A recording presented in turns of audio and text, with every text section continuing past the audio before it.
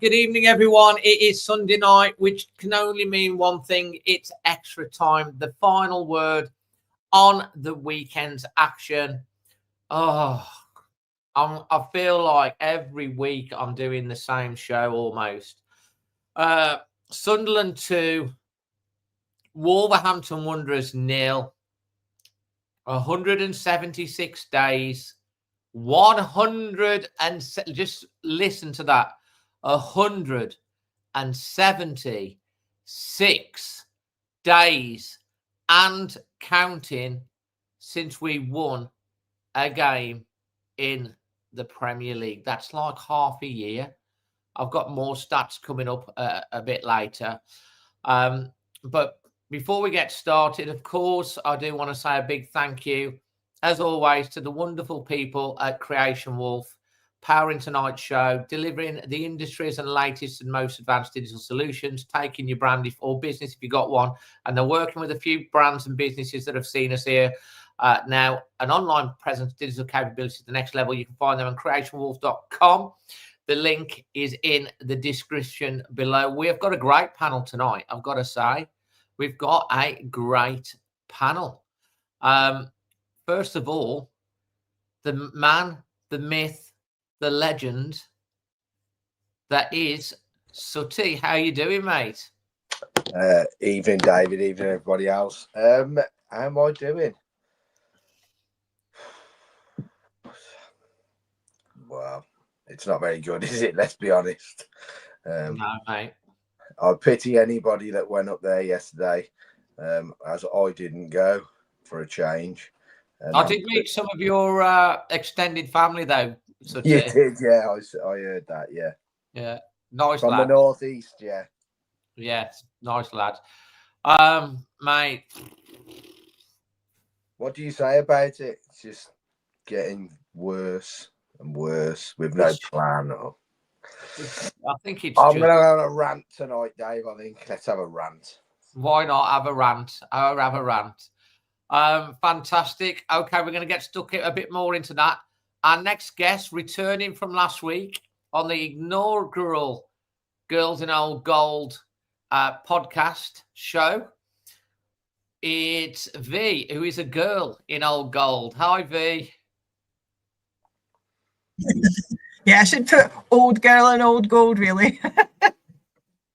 So thank you ever so much for coming on. As I put it down in the podcast chat earlier, and you volunteered to come on because it's great to have female represented on the panel. And you've the first one to fly solo with the lads tonight. V, how are you feeling about yesterday? Well, yeah, it's devastating, really. It's yet again, you go, I didn't go yesterday, but, you know, you watch the match and you think, okay, well, this is it. You know, we're going to get some points from this, and then this is going to be the start of a season. You know, this will be the turn on it. We're going to be a very connections, really. Loads of people are saying, well, you're a bit blippy there, V. Hopefully your connection, maybe it's your turn this week. And also welcome us for a debut tonight. Another debutant on the channel. It's New York Nick. How you doing, Nick? How you doing, Nick? I've seen better. I've seen worse. But I'm doing well. New York Nick live from Bradley. New York Nick live from Bradley. Now let me just tell you, like, great yesterday. I bumped into Nick after the game yesterday. Yeah. He was looking very dapper, wearing his peak cap and everything. We had a chat. Said he watches a lot of the stuff. I gave him the card.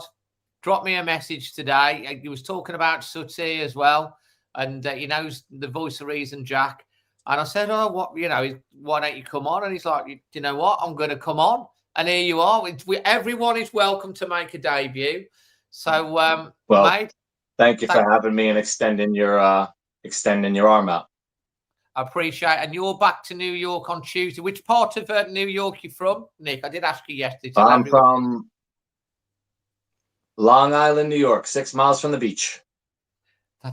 That's not too bad, is it not? And can you tell everyone, I'm sure everyone's very intrigued, how did you become a Wolves fan from New York?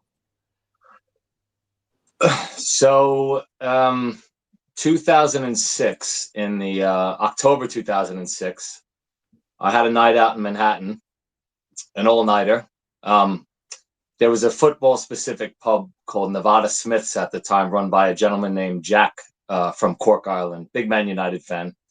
2006, Premier League was not that big in the United States at the time, much less the championship. So I stumbled into there about, I don't know, 6 a.m, and he goes, we got a match on at around 7. Wolverhampton Wanderers, West Bromwich Albion. It was a Black Country derby at the Hawthorns. And we got absolutely hammered that day, 3-0. John Hartson scored the 3rd goal off a penalty. I don't know if anybody here remembers that. I'm sure we do. And to be honest with you, I didn't follow a particular team. I'd watched a little Premier League here and there, but I fell in love with the badge, Dave. And that's how, for 20 years now, I've been a Wolves supporter. Do I need my head examined yet? Well, you've signed yourself up for loads of pain. It's quite interesting, actually, that you watched that game and the team that absolutely got battered on that day against our... We got hammered. You didn't pick the Baggies, you picked the Wolves? No, because like I said, the badge and the colors, and I saw the atmosphere, and I saw like the line of security, and I was like, that looks a good bit of fun. And from that day on, I followed the Wolves. What I used to do is I used to go onto the ESPN website. I used to pull up the score tracker, because at that time to live stream anything was very difficult. I only had Fox Sports at my house, so it was only Premier League games, basically. Autumn 2010, I had moved to Cosley for a couple of months, about 3 months. My landlady was working for the club at the time, so I got to a lot of games, home Blackpool away at that time. That was the season, I believe, that we stayed up on the last day with the Stephen Hunt goal against Blackburn, if I'm not mistaken. Somebody correct me if I'm wrong. Remember that well. We were 3-0 down. Hunty scored. I was right in line with the goal. And then the last 2 minutes was the weirdest 2 minutes of football in my life, where if we scored, we sent Blackburn down. If they scored, they sent us down. Wigan and the team said, you have the ball for a bit. And no one wanted to attack. Stay up. And we celebrated a loss. But we were dead and buried at one point, but we stayed up. And of course, we went down the following year. Yes. Yeah. So Cosley, interestingly enough, I used to go to where I went to school was the Cosley School. I used to stay down Batman's Hill, if you're familiar with it. Very familiar with it, mate. It's my little area. Yeah. Born and bred in Cosley, me. So that's absolutely fantastic. Yeah, we seem to have lost V. I don't know if she's having problems with her internet. Maybe she's resetting. Hopefully she'll return. But we seem to have lost. V. But Nick, thank you ever so much for sharing that story. Sutty, what do you make of that? Yeah. That story, that's great, isn't it? That very good. It tickled me a little bit. And Nick said the badge won him over. I think the Badgers won Fosun over as well. I think that's really what they're ultimately bothered about, is our club crest that is known worldwide. It doesn't need our name around it. Wolverhampton Wanderers doesn't need that. Everybody knows what that badge means without one single letter written around it. And I think ultimately what you fell in love with is what they've seen dollar signs in. Well, yeah, the badge is certainly well known. And the brand is something that they've obviously been using on a lot of different things. Right, let's start with you, Sutty, at the top of the show. We've got loads to talk about tonight. We've already got over 600 of you watching live tonight. Get involved with the chat if you want to come on the show. The link is in the description. You want to come on for a couple of minutes? The link is in the description. I'm going to come to you in a second, Sutty, but we have got some video contributors that have sent us up. Let's stick on the New York theme. We've got New York Dave.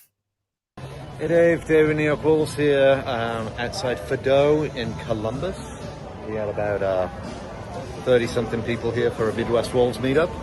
And unfortunately, as is typical what happens when we have meetups like that, we played like shit.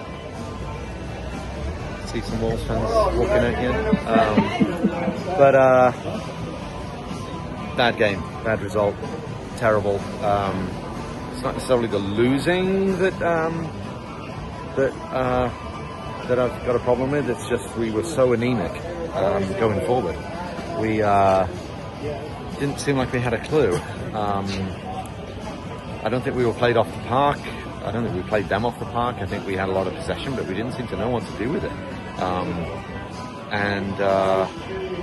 That's a damaging defeat. We've now lost to 2 of the promoted teams.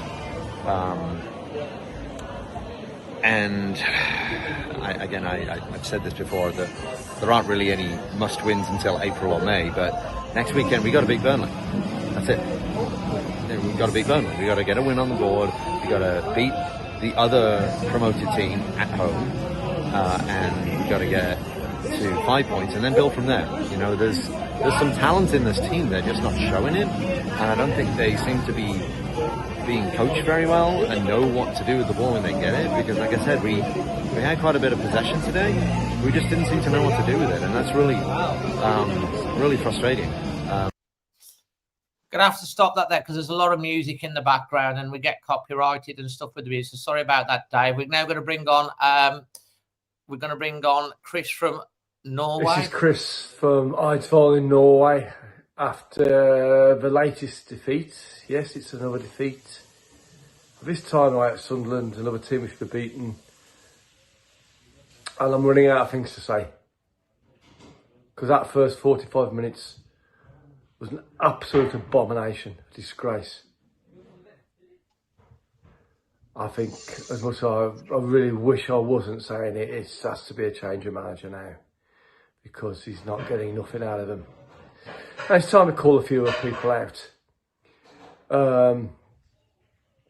Our star centre forward from last season, who seems to be running like an old woman carrying 2 bags of heavy shopping. Useless. João Gomez, who we think, obviously wrongly thought was a world-class midfielder. Brazilian team. Really? What on earth was that? Substitutions from this now desperate manager.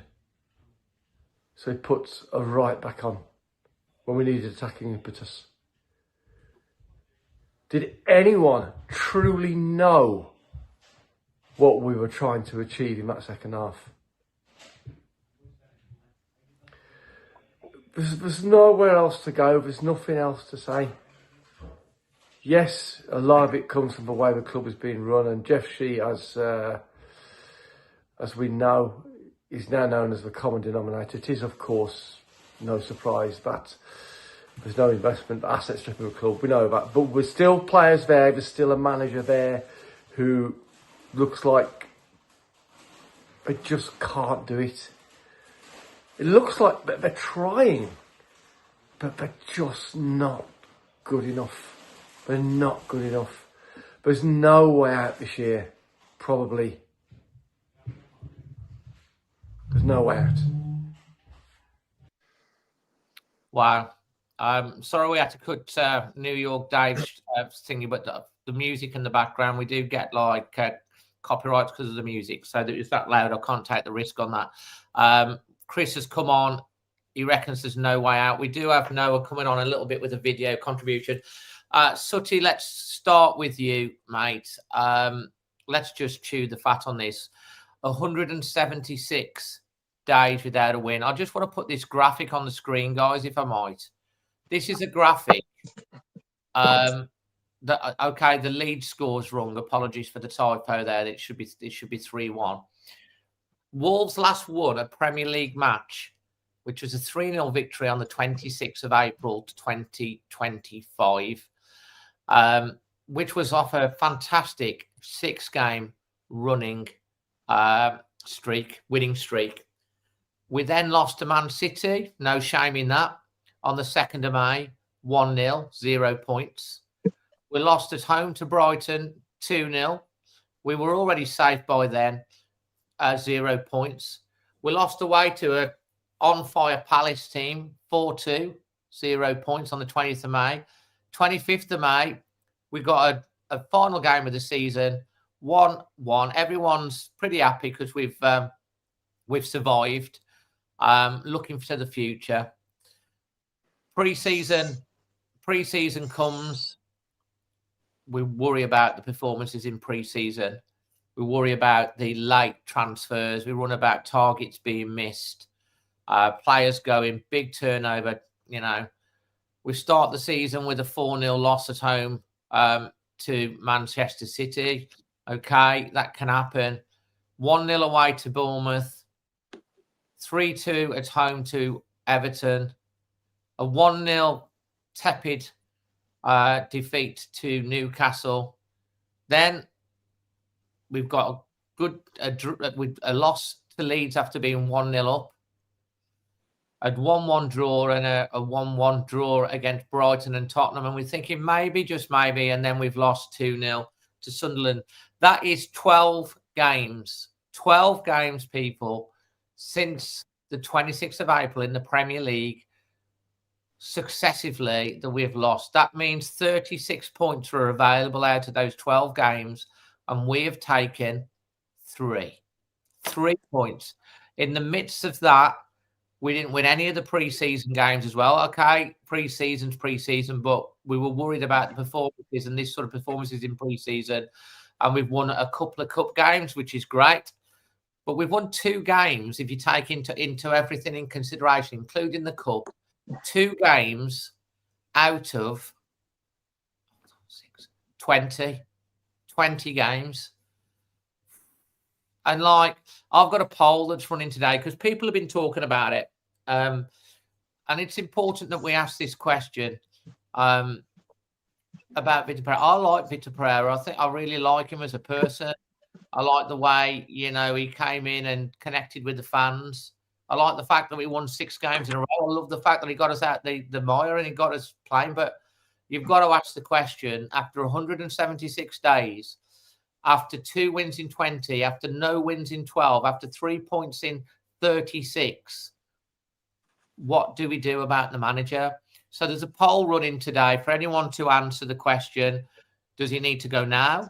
Do you give him Burnley? Does he get given for the international break in November, or does he get given to Christmas? Because, we always face the hard questions on this, and we're going to be asking the panel. Hopefully we'll get V back as well, because she's obviously having internet problems. Vote on the poll. We'll give you the results on the poll at the end. I'm going to now pass the floor over to Sutty to take up the baton on those notes and just take it away, mate. And then we're going to come to Nick, and hopefully we'll get V back. Well, good evening, everybody, once again. I'll start with this, Dave. 0.62 goals per game. That equates to 23 goals in the season. That's just since the start of the season. 0.25 points per game. If that trend carries on, we're on for 9.5 points in the season. Derby's record is at 10. 11. 11. Oh dear. 11, I believe. Yeah. So, as I said yesterday, earlier I didn't go. I don't miss many, as you know, Dave. You don't miss many. I was in Wolverhampton last night at a concert at the Wolfront, which I'm thoroughly glad I went to because I had a far better time there than I did watching that shower shite on TV before I went. And it's surprising. Obviously, I don't watch many live games of Wolves because I'm always there. It's alarming. When you watch that on TV, it's scary shit, Dave. I'm telling you, it is so poor. Anybody that tells me again that this side is full of quality and we should not be in this position, let me tell you this once and for all. This side is not full of quality. It's got nowhere near enough quality. It's got nowhere near enough goals in it, and it's got nowhere near enough chances created per game. We're slow, we're stagnant, and like I've said time and time again, as soon as they concede, their arse falls out of their pants. There is no fight in this lot. The two in the centre of midfield are probably our best two players. They had a real bad one yesterday. They were poor. They were really poor. And that opened us up like a can of old kippers, because that Sunderland just run rings around us in the first half. They should have been 3 up, really. They were so much better, so more aggressive. We looked like the team that had just come up through the playoffs, and with an owner that hadn't spent anything really, and thought, well, we'll see how this lot get on. The rot is at the top of this football club. Let's not fool ourselves. And I've been saying it, for 4 seasons now. You can see it. It's a year-on-year decline. And the man who sat in the little ivory tower at Molineux, he makes all the decisions. The buck stops with him. But this manager, for me, a very nice man, a man of the people, and wanted to get on board with all the supporters, which he did do. We bought into him. I'll never knock him, but some of the decisions and some of the substitutions are just bizarre to me. And I don't actually think, since Bournemouth away, when we know that he dropped Andre, and after Andre questioned him and the ownership about when he signed, he was assured that this football club was going places, and he was sold the dream of the elusive project, Dave, that they all get sold. Come and join the project. We've got something special going on here. Oh, we've got something special going on, all right, because what we're going to do is go full circle here, because 10 years ago they bought us and we were languishing in the Championship, and this current squad is below halfway Championship level. It is not good enough, and there is no way on earth, come January, whether Vitor Pereira is manager or we get some other unknown, because there's nobody of any note coming here. I can tell you that now. They're not putting this on their CV for a guaranteed failure. So if it's no one with any clout, there's no players are going to come here with any clout in January. Excuse me. And they could spend 200 million, Dave, in January. This will not save us. He has let us circle this drain year on year on year until he goes, and until they sell up. This will be managed decline. Simple as that. Fantastic. V, I'm going to go over to you now, if you don't mind. Were you at the game, or did you watch it on the box yesterday? No, I listened to Mickey Burrows. I listened to the commentary. Yeah. What's your yes. What's your take on everything, V? Am I any better? Is it any better? It is better, yeah. Am I not laggy now? You sound okay. Sutty summed it up nicely, really. I mean, okay. We're just completely lost, and it's like Sutty said, there's so much rot in the club. The game yesterday, we've got there's no strategy whatsoever. We're so slow and we're so unresponsive. We get the ball, and it's just painful to watch. I'm quite glad I didn't watch it. I mean, the commentary is quite good, to be fair, on the Wolves app. But it's so sad to see how we've developed. And on paper, we should have a good team, really. You know, we've got some good lads out there, but it's like none of them know what position they're actually in and what they're meant to be doing. And then you see that, you know, I noticed it the last home game. You know, the players are starting to get a bit each other as well. You know, I don't see last season when we had like and he's yelling out. Yeah, I think you know, come Saturday, Molyneux, I reckon we'll witness some toxic behaviour amongst, and like I said, it's like they just don't know what they're meant to be doing. There's just no leadership from anywhere. You know, there's the captain's armband changes more times than, well, you know, God knows what else. It's just, yeah, it's a mess. I think that sums it up very, very well, V, actually. Nick, you were at the game. As I said, we met you afterwards. You know, you're all the way over from New York. Yep. You try and get over 2 or 3 times a year. That's commitment, mate. What comments do you want to make about where we're at the game yesterday? And, you know, as someone who's making their debut tonight, you know, how are you feeling about everything and what needs to be done for you?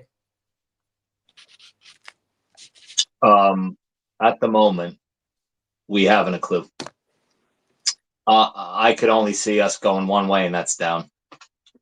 To kind of springboard off of what Sutty said, the quality, and we're a weaker squad this year than we were last year. We probably stayed up last year due to Cunha's goals, Larsson's goals, players like Ait-Nouri, right? And the fact that there was 3 worse teams than us last year. I don't think there's anybody worse than us at the moment, Dave. I really, really don't. Who to you looked like the promoted side yesterday? Well, I think if you watched my the reaction straight after the game, I was saying if you were to look at the 2 teams, you'd say Sunderland were the established Premier League team, and Wolves that had just come out of the Championship. And the other thing, I know Wolves have made some changes, but Sunderland have had wholesale changes. They have you know, they only got promoted through the playoffs. They spent a lot of money, brought in a lot of players, but they acted very, very quickly to do it. They were on the ball with it. They brought in experience players. They've, you know, got an ambition. Jaka. And yeah, exactly. And they look like a team. And don't forget, I know Vitor Pereira goes on about, you know, bringing players in, and there's a lot of changes. They had wholesale changes. They sold Job Bellingham to Dortmund, for example. So they probably had more changes than even that we did. And they look like an established Premier League team. And they look like a team, and we just looked, especially in the first half, we just looked like strangers. We look like 11 individuals out there. There's no cohesion. There's no like, what's our identity? If you're the opposing manager, right, you're giving your pre-match talk. What are you saying to your squad? Right, we have to worry about last year, right? They would say, don't let Cunha carry the ball. We also miss a ball carrier, by the way. We had that in Cunha. What is the opposing manager telling his squad pre-match to worry about? I don't think. I'm sure they say, you know, don't let Andre play with it. Don't let Gomez play with it. But I mean, I don't know, Dave. It's bad. It's bad. You know what? I said to people years and years ago, I'm going to make a comparison. We have this self-sustaining model, right? Remember when Stoke came up many, many moons ago, and they got to Europe like we did, and they spent about 10 years in the Premier League. And I don't believe that they were properly invested in Stoke. And I always said to people, I fear we do a Stoke, where we have our 10 years in the Premiership. We don't properly invest. The people at the top, for lack of better words, I don't think really care, because they're going to make money either way. And then we'll get sent down to the Championship, and we'll flail around there for the next 5 to 10 years, because there's no guarantee when you go down that you'll come up. That's So, exactly. but what I saw yesterday was just we dreadful first half, dreadful. Second half was better, only because I think Sunderland kind of let off the gas a little bit, and they kind of let us play with the ball, because I don't think they really feared us. We don't have anything positive going forward. Everything is sideways or backwards. Yes, we kept possession more than them, I imagine. What was it? Probably 65-35 possession, or maybe 60-40. I don't know. But, like, did you ever think for 1 minute that we were going to score yesterday? Because I didn't. I said to people, I said, what is your pre-match prediction, right? What does your head say? What does your heart say? My head said we will lose 2-0. They will score in the first half, and then they'll score something in injury time when we're pressing and everybody's caught out. I don't see where a goal is coming from.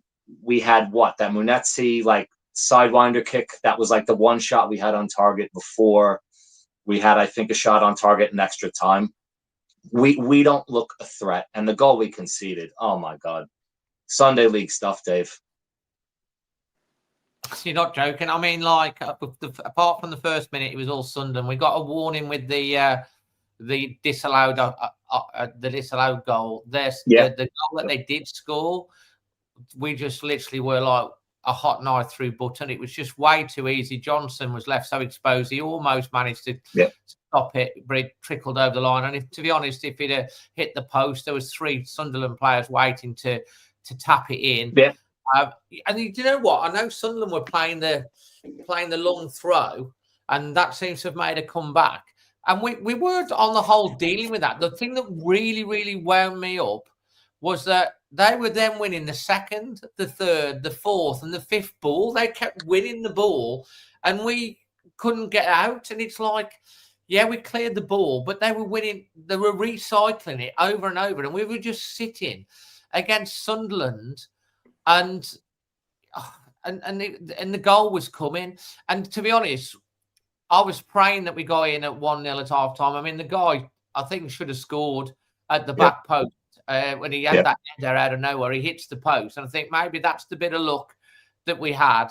And I thought, surely we can't be this bad in the second half, because, and we weren't. We were better in the second half, but like the first minute of the second half, we probably made our best move of the game.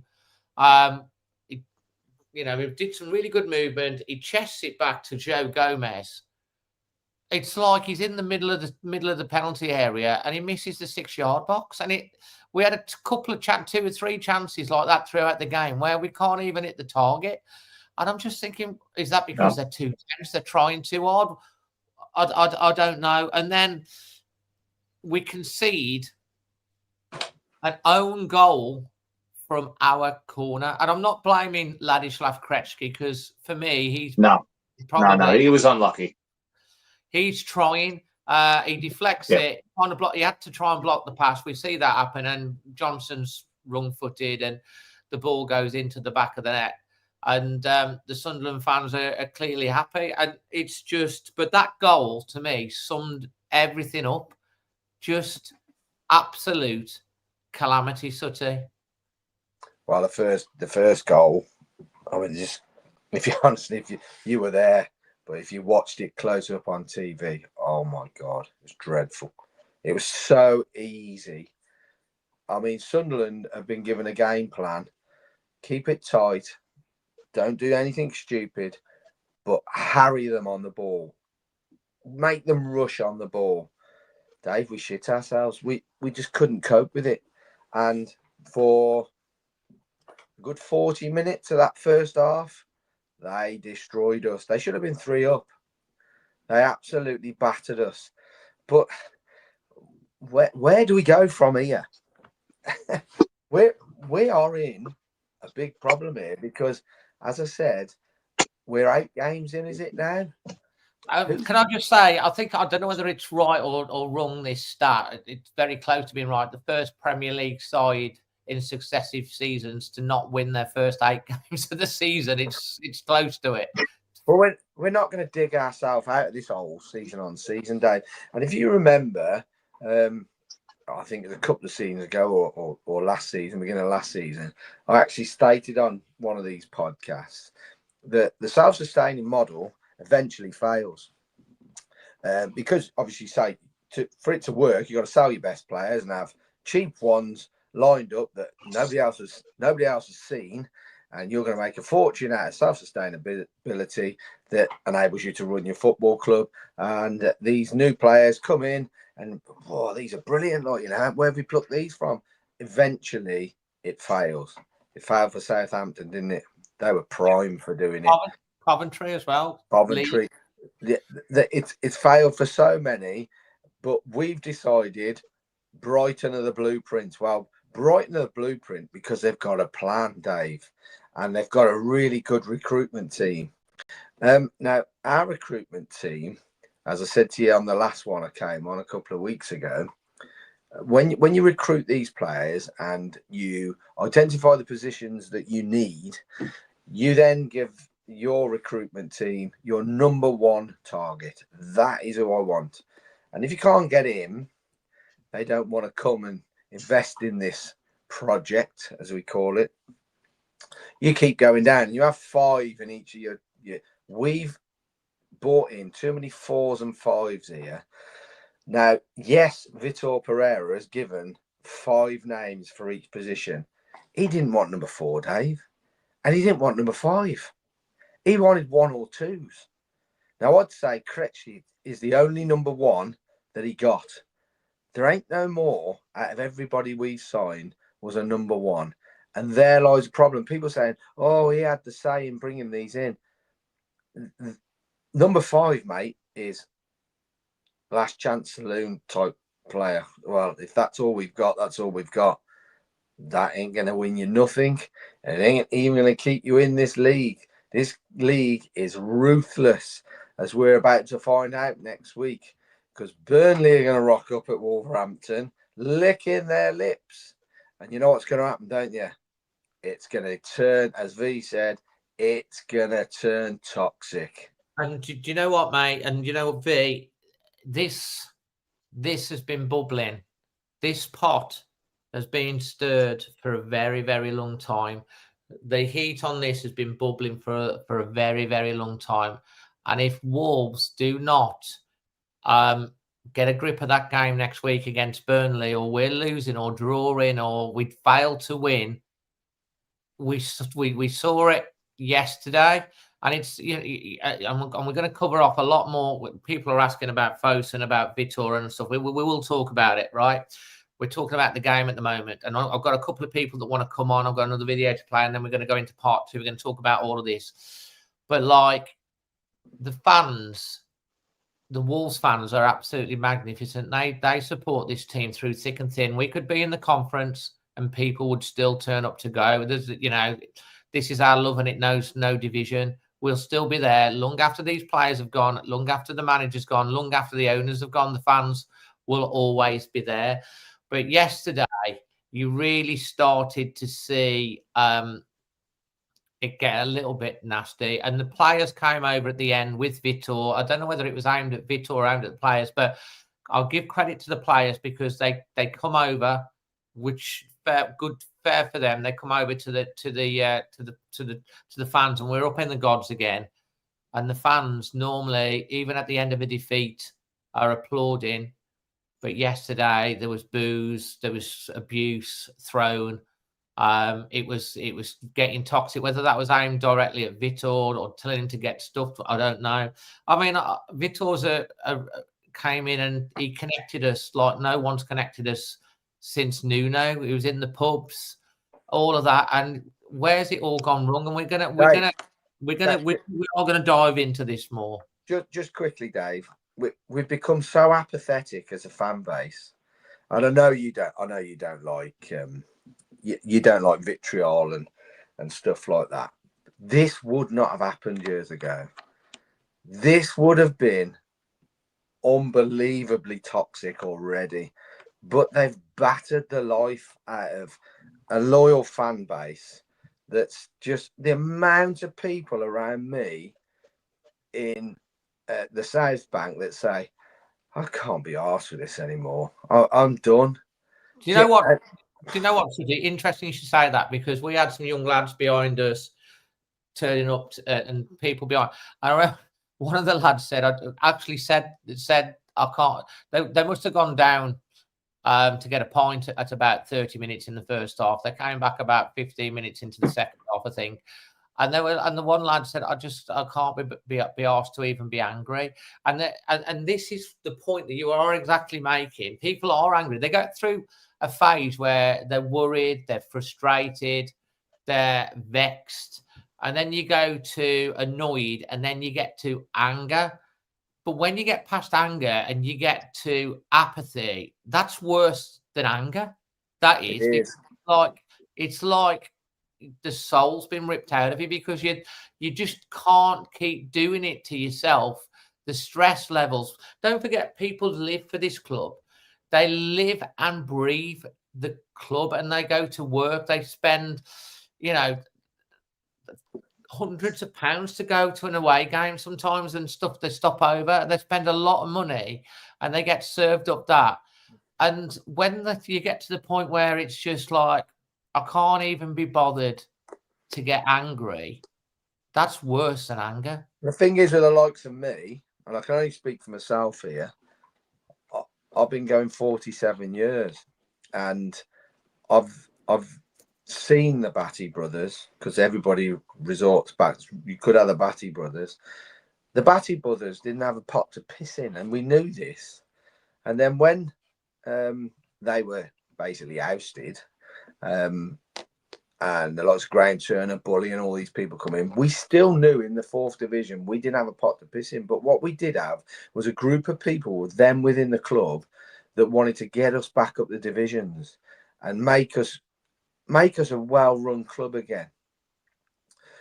We've never had such wealthy owners, and I know they're slightly restricted by PSR, but as I always say to people, Fosun International use PSR as a reason not to spend, whereas others look for ways to spend. The nutter at Nottingham Forest spends money for fun. Villa, they spend money for fun. Now, I know that they're teetering on the edge all the time, and PSR matters not to them. What matters to them is each place that they finish up that Premier League, which is another 3 million quid per place. We're going to lose a shitload of money here. And my big worry here is, don't be fooled into thinking when we suddenly drop and everybody's all quiet that we are going to bounce straight back. We will not bounce straight back, because this lot of players will have clauses in their contract. 75% of them will, that'll say they can leave if we get relegated. You'll have no Gomez's, no Andres, no Strand Larsens. You won't have any of them players. They'll be gone. We'll be tinkering around the bottom of the Championship for a long time, until parachute payments start to run dry.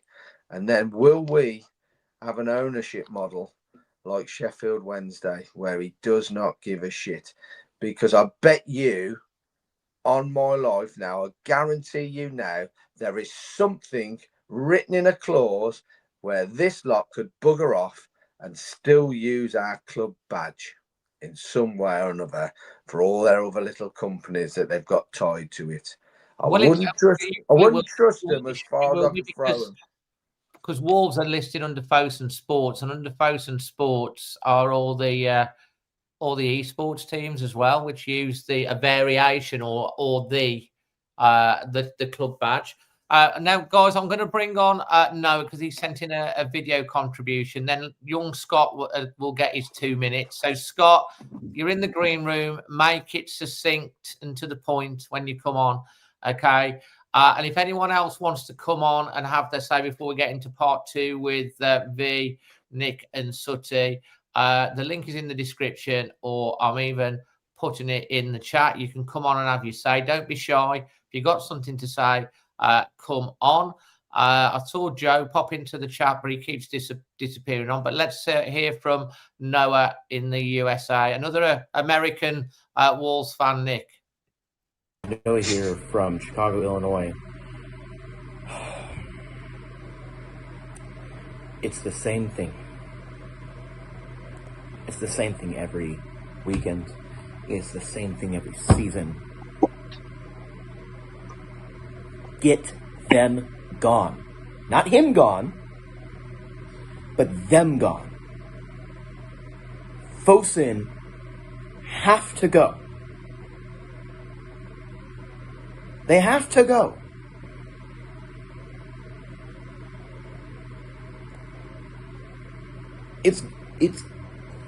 It's getting beyond words of comprehension. Has Vitor made mistakes? Sure.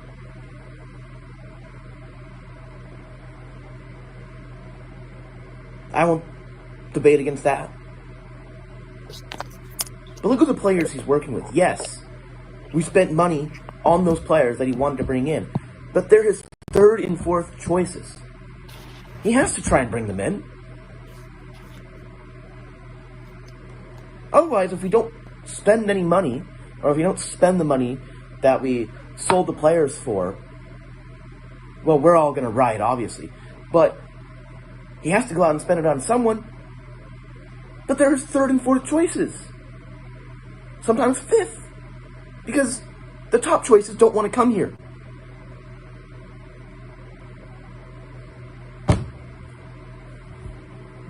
Again, I get it. Vitor has made mistakes this season. He's not a perfect manager.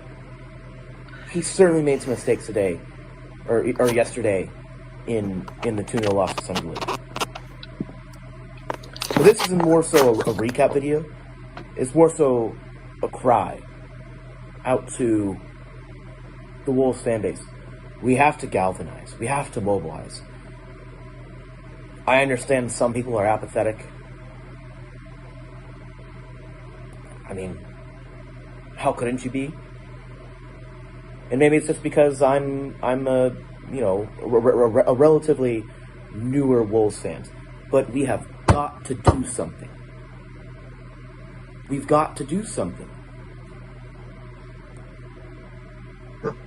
It can't continue on like this. Protest. Voice your opinions online. Do whatever. But it has to end. Fosun out. She out.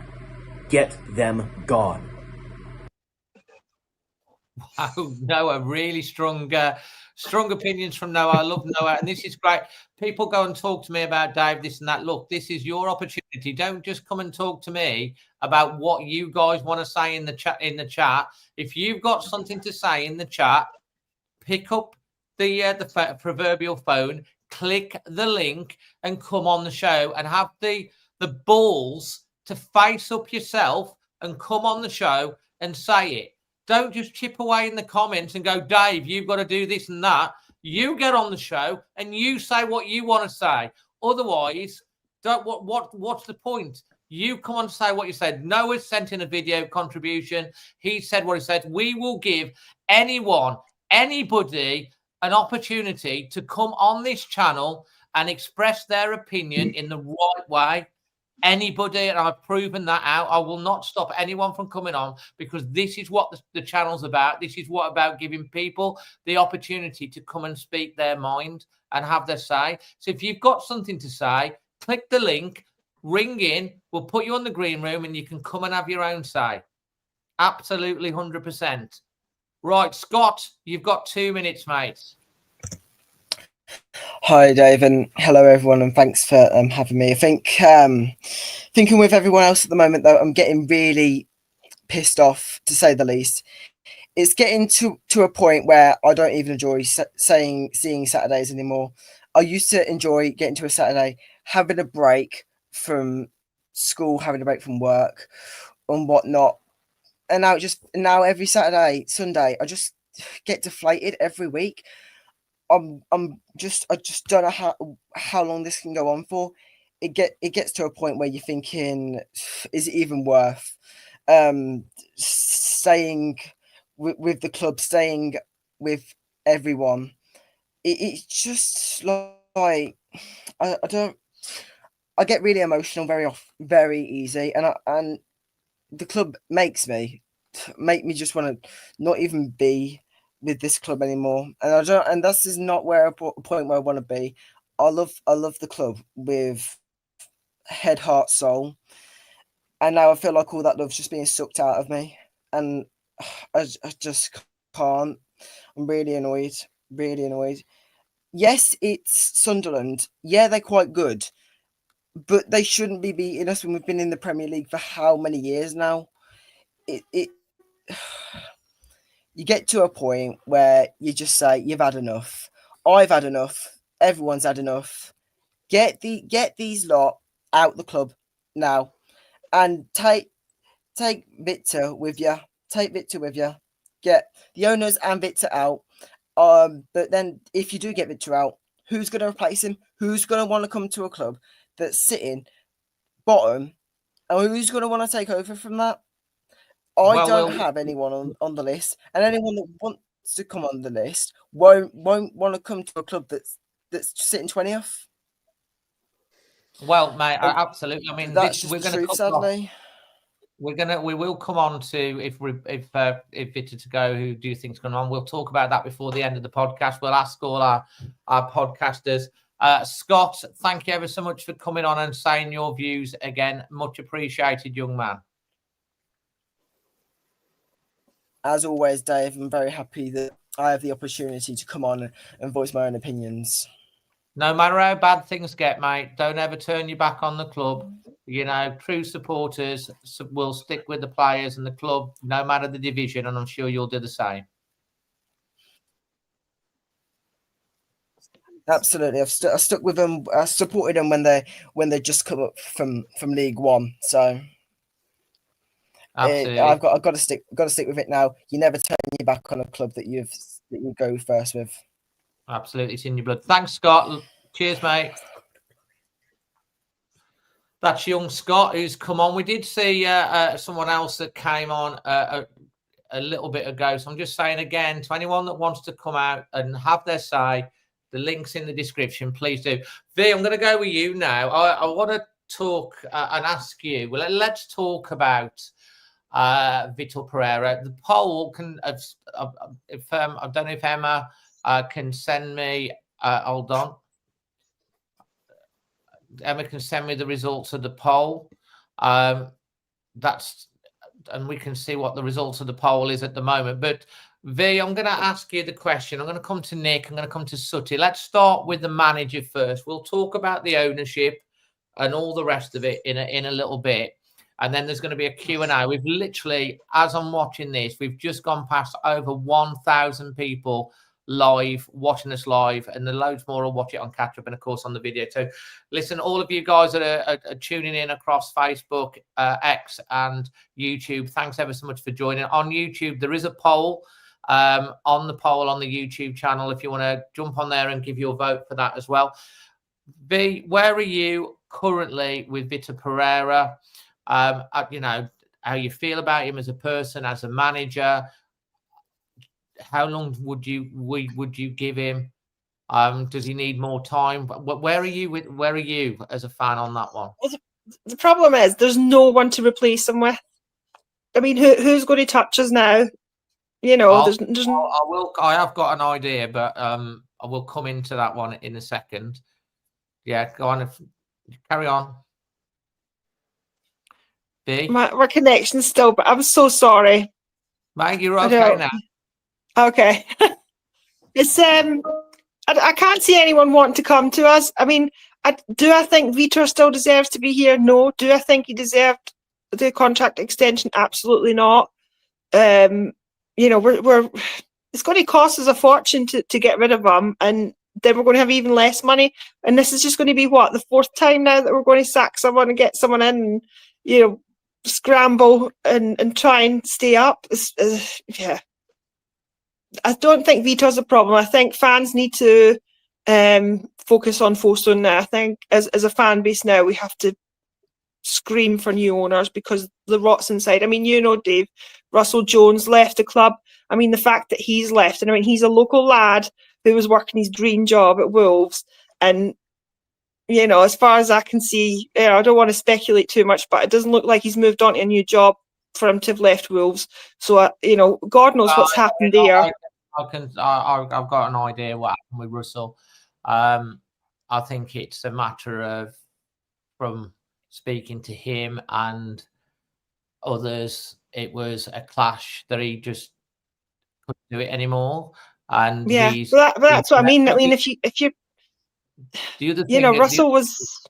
The other thing is that the thing that's thinking about that, there's no announcement from the club either. There's no article that he'd left. There's nothing. It was just silence. He's just gone. And there's no, normally when a senior manager or something like that leaves, and there isn't. So I think you can read into that too. I mean, we don't know the full ins and out. Hopefully, spoken to Russell, and hopefully at some point in the future he will come on to the show and he'll talk about the reasons and stuff. But obviously for now he's having time out. But like I say, if you're losing people like that behind the scenes, and I mean, I know there's been quite a few, from what I've seen, there's been a few staff changes and whatever, but it doesn't look good. You know, it doesn't. Yeah, they've been. My opinion is that they've been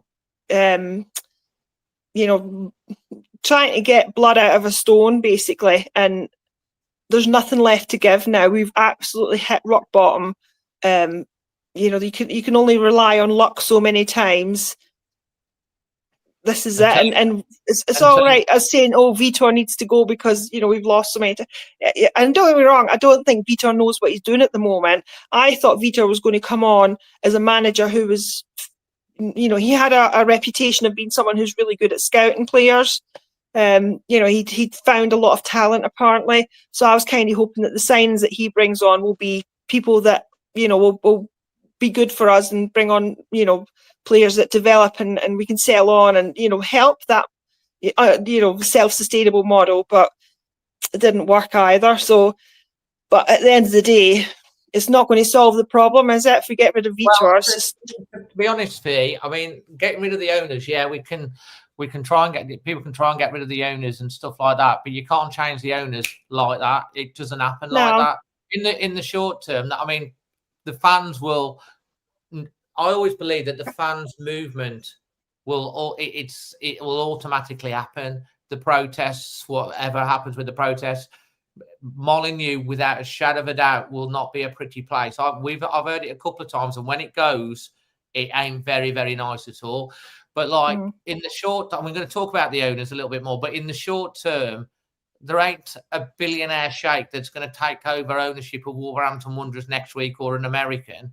The only thing you can physically change right now is either the manager changing the performance on the pitch and getting the players to win football matches, or you change the manager and hope that fixes the problem, which is, again, like the Groundhog Day. That's the only real two options that they've got. So nobody's going to come to us. So the question is, on the Vitor Pereira thing, I like Vitor Pereira as a person, but how long, if you're the owner or the chairman, say you were in charge, how long do you give Vitor Pereira? Do you give him another game? Do you give him till the international break? He should have been gone 5 games ago. Okay, great. Nick, your thoughts on Vitor? Like him as a person, really connected with the fans. I question some of his decisions at times, like, for example, yesterday, just to call it out. I don't know why Hoover was brought on, but only he knows that. That's just one example. But unfortunately, I don't think he's been given the proper tools. I don't think he's been backed. I think any manager that comes here is kind of a dead man walking at the moment. That's the way I feel about it. Like, is he liable for some of it? Possibly, but for me, he ain't the issue. For me, the issue is far higher up the totem pole. Okay. So how Vitor Pereira, 176 days without winning a game in the league. 12 matches. Sackable stats, Dave. How long would you give Vitor? I mean, there was a couple of, the last 2 games previous, we nearly won. We saw improvement. How long would you give a manager that's not won a game in the league since April from that at this point? Would you give him Burnley, international break? I just want to give you the poll, guys, so you can see the poll. And we have got some callers as well. We've got Sutty that's going to come on in a bit. We've got Dave Wright. So if you're in the green room, we can see we've got some callers coming through. There's an image here. This is the current state of play of the poll of you guys. And we've got over 1,000 of you that are watching. I mean, this isn't saying it's my opinion. This is your opinion that's watching, that's voting. And if you listen to on the podcast, at this point, an hour and 1 minute into the podcast, 40% of those of you that have voted are saying Vitor should be sacked now. 29% are saying give him Burnley. 17% are saying give him the next 3 games to the November international break. And 14% of you are saying till Christmas. We'll keep monitoring that poll. So you were kind of like, what's your answer again, Nick, on that? When should he possibly be sacked? How long would you give him if you're chairman now? He's got sackable stats. The stats are sackable. However, I don't believe it's him. He's kind of inherited. He hasn't been given the tools. But again, it's a results-based league. But I also do not like impulsivity where managers change so frequently and people aren't given, a proper swing at the piñata. Depending on how Burnley goes, if Burnley gets ugly and we get hammered, which is very, very possible, I don't know if I would do it, but I don't know if you have a choice. But to piggyback off of what V said, who is going to come here that's really going to improve the situation and galvanize the team? So it's like you're kind of damned if you do, damned if you don't at the moment. Maybe to the international break, but I would say see how Burnley goes and then ask me again in a week. I will do. Don't worry. Sutty, and as I say, we've got people in the green room ringing in. We'll get you on, guys. So there's a lot of interest in this. Thank you for calling in. Sutty, on Vitor Pereira, just on the Vitor Pereira at the moment, and then we're going to get some callers on. If you're the chairman, what you doing? We're going to talk about the ownership and all of that because people want to talk about it. But let's just focus on Vitor Pereira at the moment, where you're at with it. Well, if I was the chairman clearly doesn't know his arse from his elbow, Dave, does he? Because just give him a 3-year contract, plus all his backroom staff, which is going to cost an absolute fortune to get rid of now, when he didn't need to do it. I mean, what kind of idiot does something like that? Who was actually going to come, as Emma said, if you remember, who was going to come and poach Vitor Pereira off us? No one. So why did they feel the need to give him that 3-year contract and all his new backroom staff and everything that comes with it? She was absolutely bang on when she said that a few weeks ago. And it's still true today. It's become even more true as time's gone on. But as I keep saying, who's going to come here? Who is coming? Who's going to come? We have got, I'll give you a couple of names then. Kevin Muscat and Michael Carrick. I'll give you another. It won't be Rob Edwards. He ain't gonna jump ship. Dudley Sam. Mate, on that, Rob Edwards, and I've spoke to his agent It was a couple of years ago now. Most of you don't. You might not know that Carl Hakimi's. I think it's Carl Hakimi's Rob Edwards' agent. Matt Murray. Matt Murray. It might be Matt Murray or Carl. One of the two. It's one of the keepers anyway. Matt Murray. It is Matt Murray and not Carl Hakimi. I apologise. Matt Murray's his agent or works for his agency, and he said Rob Edwards would walk on water to manage Wolves, but he knows at that time because he was the Luton. It was the Luton manager at the time. I think just before they got promoted or whatever it was. He said he knows that he's got to do a lot more in the game, get more experience before he could be considered. Now, I think Rob Edwards would come, whether people agree with that or not. And he'd probably be the only one, really. Michael Carrick did well at Middlesbrough. Rob Edwards worked at the club. He understands the club. He gets the fans. He's worked there for a very, very long period of time. He's had a bit of an experience in the Premier League when he was with Luton. Obviously, he had a weak squad and he did his best. They went down. He's gone to Middlesbrough. He's got them flying. He's there at the top of the league. So maybe that's one that would come in. I'm not saying that's who I would say, but I think he would be another one you'd throw in, potentially. How far have we fallen? He'll be good for us in the Championship. How Well, far he have we fallen, Dave? How far have we fallen? We've fallen ridiculously far because, Do you know what? As you said, and as I've said, it has been systematic. What's the word that we use? Me and you like to use? Well, it's demise year on year, isn't it? It's just it's just been dross. It's rubbish. Yeah, yesterday, I don't know if you've seen it. There was a bloke stood in the away end yesterday in the Wolves end doing crosswords. I know. Doing crosswords, and somebody's put 7 down, shafted underneath it. We have been royally shafted with the hottest poker that is known to mankind. And we've got to start sticking up for ourselves as a fan base here and making it well known, not just the odds we don't care about Jeff Shee chant. We need to go tenfold on what Scott Sellers had into that little shit that sits on the halfway line, second tier, Billy White, and make his life hell to the point where Mr. Zhao says this is not going to work. You've got to go. We got to find you a role in your little esports project somewhere. You go and do that. We've got to save this club. We're going to lose 200 million in value if we go down.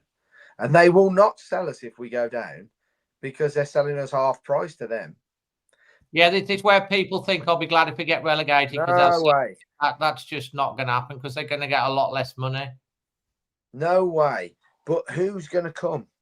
And Jeff Shee did say in his lovely little scripted interview that they won't panic.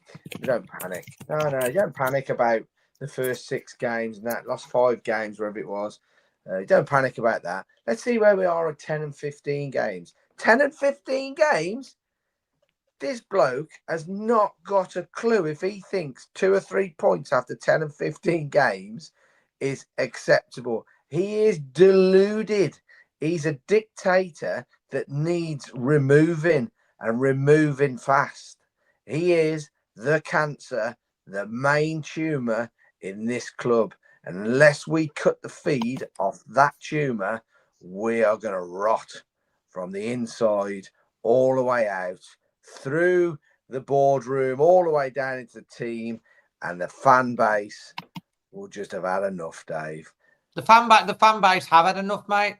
Everyone's sick, and you know what? I'm sick and tired. We work on the channel. We've got people that do great content with the writing. We got you guys. We've got people come on and talk all the time. Emma works on the socials and does all of that stuff. It's draining because it's just so negative all the time. And every week we're coming on and doing a show, and it's like it's hard. Can you remember when he said this, Dave? Can you remember when he said this? Nuno was lucky. Nuno was lucky. He said that in that interview. Well, I'll tell you this, Mr. Shee. You were lucky. because you stumbled on him. That was your bit of luck. You were lucky finding Nuno. He was too good for you, and you shit on him from a great height. And it's been shit in progressive years since. And until you go, nothing will change. It will get progressively worse. It has got progressively worse, and it will carry on getting worse. And all these people in here, yeah, I hope you do go and buy them flags. I suggested that last year. Get a few of them up.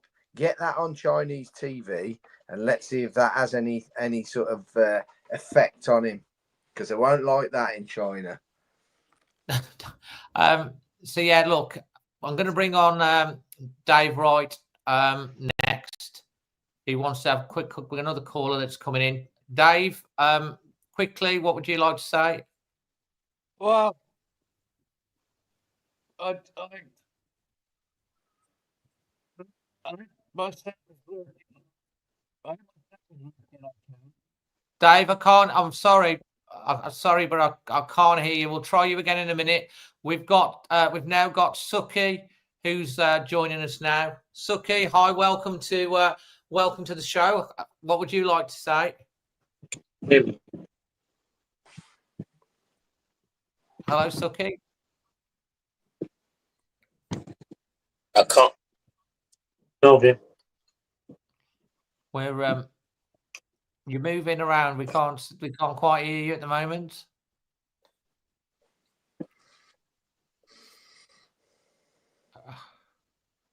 I really want to hear what you have to say. I can't hear you. Can't hear you, mate. Is your sound on?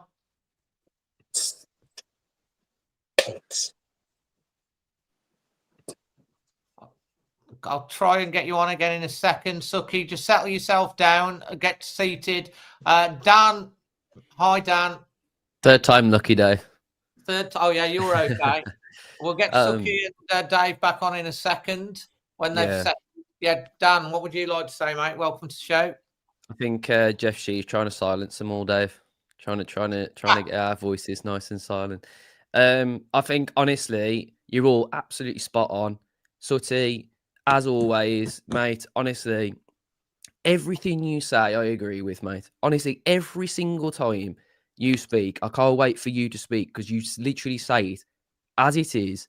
We might have to get him a T-shirt. We've got absolutely. We've got Jack, the voice of Reven. We could call Sutty the voice of the people. Mate, honestly, it's brilliant to hear Sutty. Honestly, he's a great lad. But yeah, anyway, so I really just wanted us to get something out of these two games.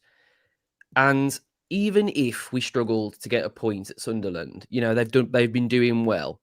I'd have been like, okay, fair enough. But the way we lost that game is nothing but embarrassing. No team is looking at us now after that loss and going, oh, it's going to be hard coming to Molineux. Burnley are literally, like Sutty said, Burnley are rubbing their hands together and thinking, that's going to be an easy 3 points. Like, because none of the players look interested.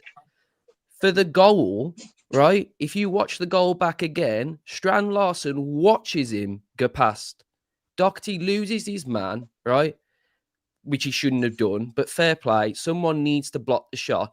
And Strand Larsen is rooted in position and watches him put the ball underneath Sam Johnston, and it's 1-0, right?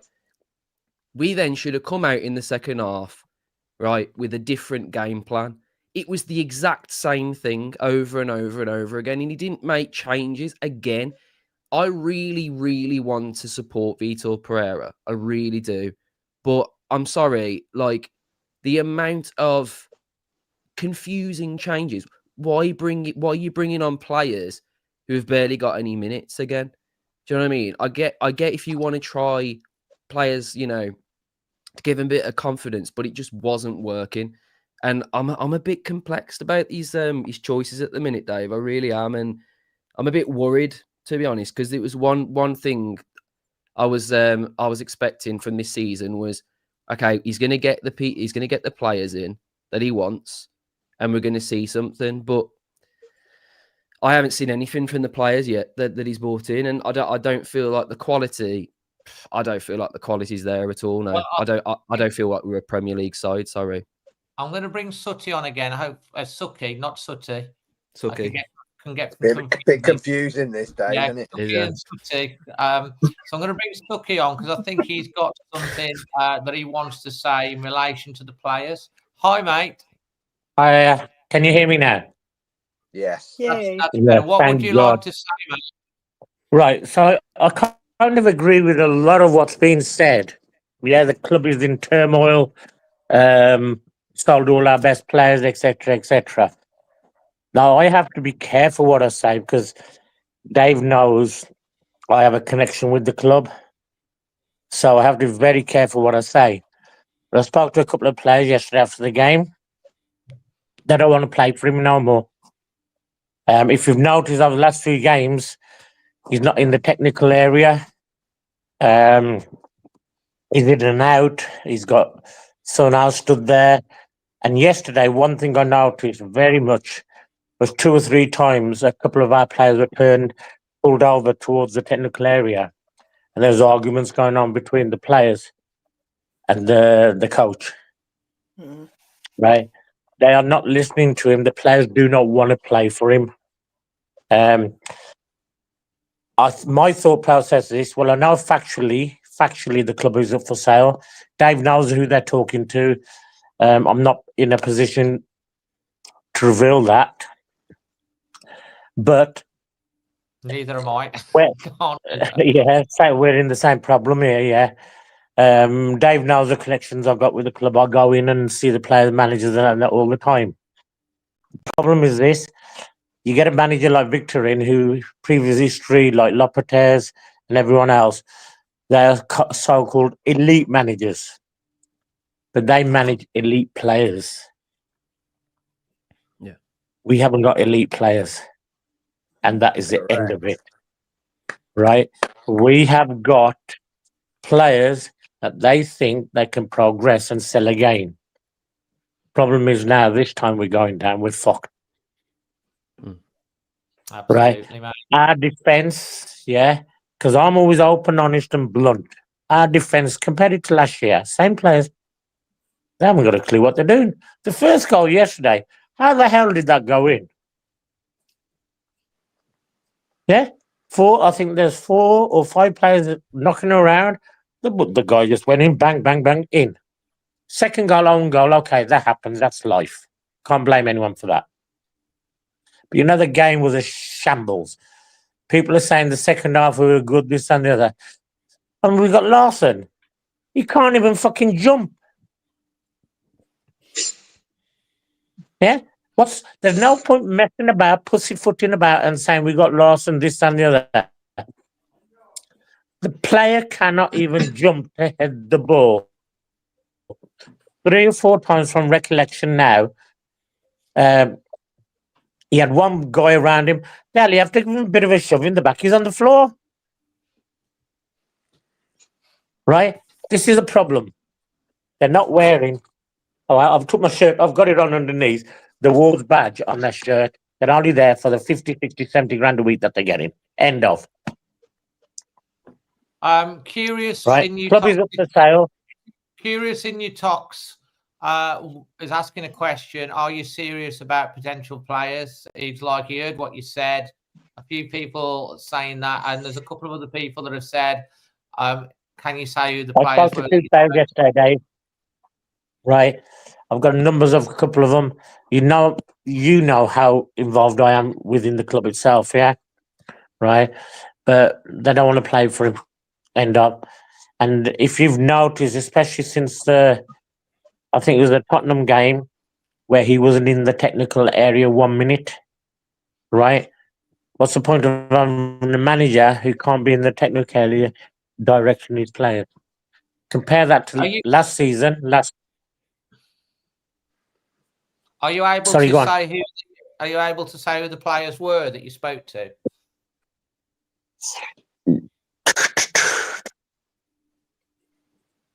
First name starts with A. The first name starts with A. And the second one is the goalkeeper who's not playing anymore. Okay. Right, I'm not Okay. saying no more. Sutty, you got anything you want to come in out? It's Sucky, not Sutty, Sucky. Sucky and Sutty show, we need to start it. Like Sutty and Sweep. Right. Get on your t-shirt. I have to be careful, Dave, like you, right? Because of the connections I've got with them. I don't want to lose our connections.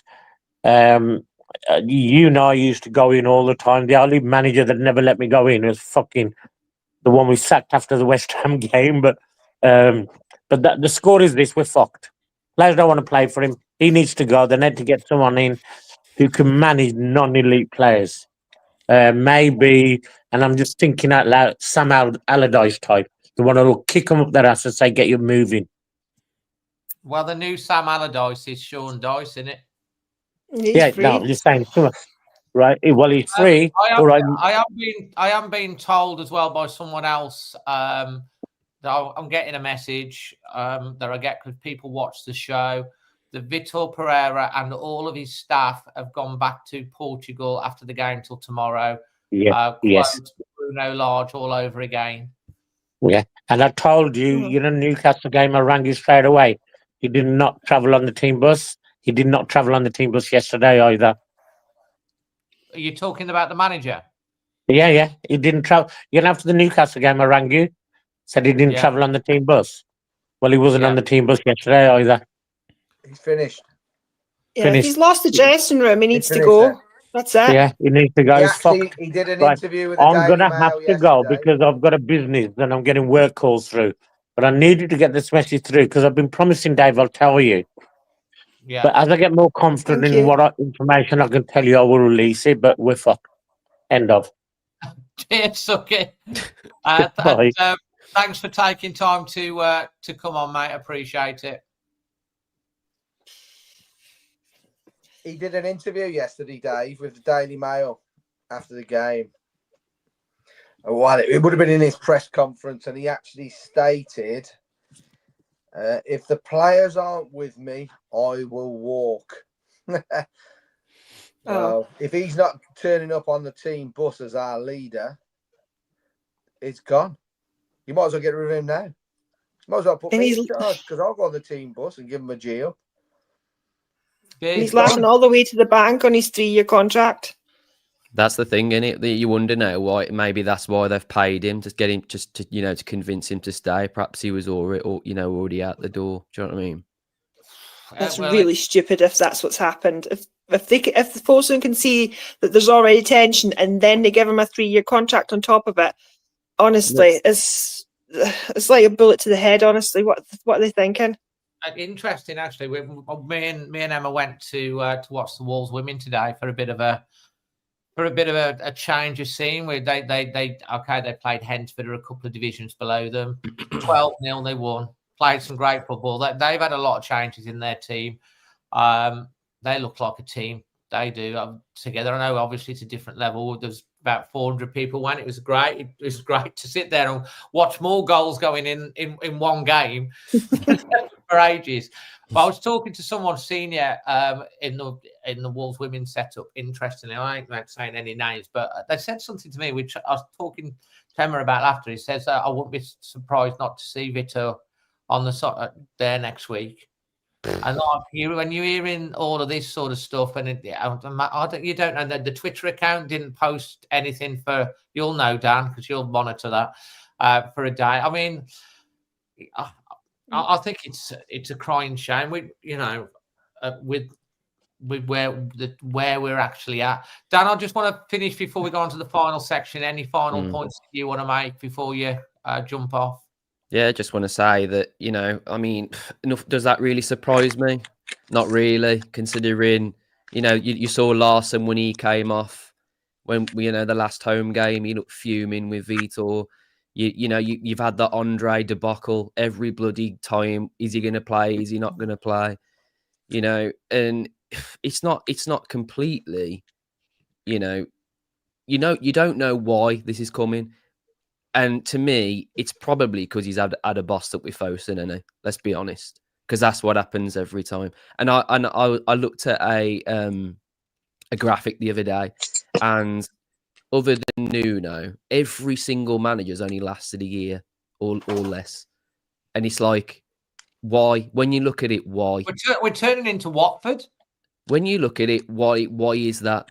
And it's always because the owners can't be asked to have any ambition whatsoever to buy the players that are required, and we end up with the shit that no one wants because they're not good enough. And then those players normally in another team, say like Chelsea or a bigger team, they're they're knocking about with the under 21s or in the academies and whatever, getting better. Then they'll be good players. But for Wolves, we need quality now. We need them now, and we don't have it. We got nothing now. We had stuff, and we've been lucky in the past, but we ain't got nothing now. And I can honestly only see it going one way now. Whether we win Burnley or not, who else do we get points from? Who else are we going to win? Well, to be on that, Dan, because of we failed to beat Leeds, we failed to beat Sunderland. That's 2 of the 3 promoted clubs. He's almost got the full set. If we don't beat Burnley, you're then relying on getting results against Chelsea, City, Liverpool, all of those. And we and the fixtures, the start of the season fixtures, like last year, were a lot harder. Early part of the season they have been. We've still got the really like Liverpool and City and all of them to come. And like we're 8 games in, so it's we're in a really, really, really bad place. I said yesterday we're in really, really big trouble. Yeah, we've got 1 more point than this time last season. We don't look like a team. We had 17 players out on international duty. We still have quality players, but a manager, Vitor Pereira, and we're going to talk about the owners, but Vitor Pereira did have a big say in like extra backroom team, Domenico Tetti coming in. They spent money, maybe didn't get the players they want. But the reason that the players are not coming, that we first choices, the second choices, like what Sutty says, is that we've had year-on-year managed decline. That's the words that we like to use, Sutty. We've had year-on-year managed decline. And what is this project? There ain't one. Well, they talk about this project. It's a stepping stone. Well, that may be the problem. Come to us and you go to a bigger club. That's blah, it. blah, blah. But the thing is, if you get players like that, that's great. You can have 1 or 2. You need to build a team around your best players. When you sell your best players year after year after year after year after year, you go backwards. You have to invest to even stay still in the Premier League. Yeah. And we've lost so much quality out the team, and now we've got a team that has no identity because it's been ripped. The soul has been ripped apart over the last 4 years, and the ambition and the direction of the club comes from the owners. And if the owners do not demonstrate ambition like they did in the first few years, we're grateful for what they did. But since the pandemic, there's been no ambition, no proper investor in the infrastructure. The plans for developing Molineux, what's happened to that? We've had all the fallout with the women's team that had to have a kick up the backside, and they have pulled the finger out with that now, and they're starting to move forward with that. You've seen them apparently building esports venues in China. Yeah. The academy is close to losing its elite status. People are sitting in the Steve Bull stand, can't even get to the toilet. We're a Premier League club, and if they're not investing in the infrastructure as well, then it does send a signal out that if you're not investing in those, they're trying to stay still till they sell it or they get investors. And if you don't show ambition as a Premier League club, elite players are not going to come. If you don't show ambition with the squad that you got, elite players are going to go somewhere with ambitious. Now, I know we laugh about Marrakeshis at Forest, and I said Wolfie from Forest Man TV, I told him when they sacked Nuno, I went, watch what happens next. And he laughed and he went, yeah, right, Nuno moaned about the owner, he deserves to go. And I went, you watch what happens next. And I've been sending him little emojis every week. I sent him a bomb yesterday just before before he got but with Maracas at least 39 days into Popsicle's reign, he's sacked him and he's gone, and he's looking at bringing some. He's apparently looking at managing the team himself in an interim basis, but at least he spends Jesus Christ, brings in players, and he's got some ambition to take Forest forward. He might be as mad as a box of frogs, but at least he takes action. Every single club has got better in one capacity. Wolves is the only club, when you look at it, who's just got worse and worse and worse. We've regressed. Every club. What club hasn't? Dave, what club hasn't looked better than us? Yeah. Come in. Yeah. I remember going to Torino, home and away. That was August 2019. And I remember thinking at the time, this could be the start of something really, really positive and incredible for this club. And there was no reason why we couldn't. There was no reason why we shouldn't be there. I'm not saying we're going to be an Arsenal or a Liverpool, but somewhere 7th to 10th, show some ambition. And I remember the names we had: Romain Saiz, the Willy Bollies, the Jotas, rest in peace, the Ruben Neves, the Raúls, that was like we have done since that season, which was only 6 years ago. We have done a complete 180, Dave, a complete 180. We wouldn't even beat right now. We would not beat the top 10 in the championship. I firmly believe that. I and agree. When you say how far have we fallen? We were in a Europa League quarterfinal. Yes, I know COVID screwed a lot of things up. We were in a Europa League quarterfinal, and we are nowhere near that now. Nowhere near that. And what angers me is that there's no reason why we couldn't have kept that up or shouldn't have kept that up. I mean, correct me if I'm wrong, but that's just the way I see it. It's because the COVID destroyed us in so many different ways, didn't it? And us having China owners was always going to make that a massive problem. But I mean, had that not happened, right? And we did get a trophy in Europe and what have you. How long would that have lasted with this ownership now? Because they'd still carry on with the same model. So we'd probably still lose Neves, all these other players.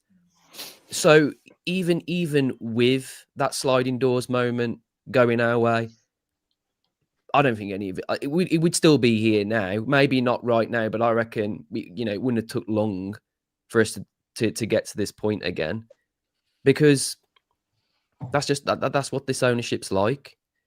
They just want they just want us to coexist. So in January, don't want us getting in Europe. No. Europe costs a lot of money. Exactly. They've scuttled that ship time and time and time again.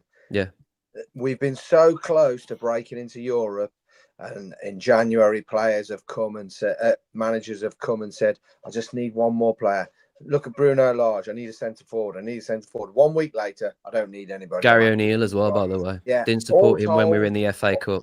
All told that they didn't need another player. Keep quiet in front of the press. Keep quiet. And Julian Lopetegui didn't support him. Then we drop off, don't we? We drop off then.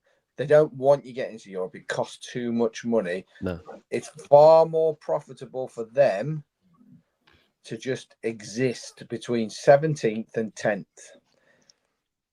Exactly. That's it. And anything above that is a bonus. Yeah.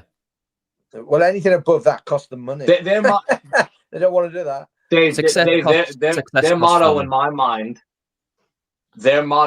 mind, is finish 17th every year. If we do better, then so be it.